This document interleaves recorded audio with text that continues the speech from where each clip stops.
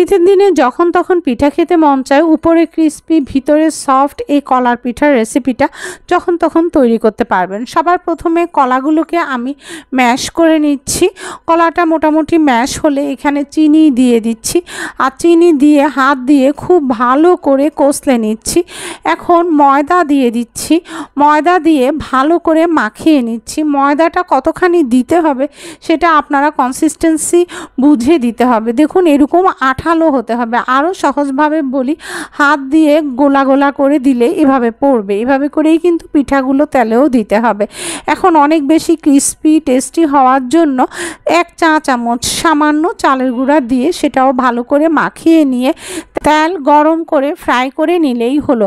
ব্যাস তৈরি হয়ে গেল উপরে ক্রিস্পি ভিতরে টেস্টি সফট। এরকম 1 মিনিটের রেসিপি ভিডিও নোটিফিকেশনের জন্য সাবস্ক্রাইব করে বেল আইকনটা প্রেস করবেন। আর যারা ফেসবুকে ওয়াচ করছেন ফলো দিলেই পৌঁছে যাবে।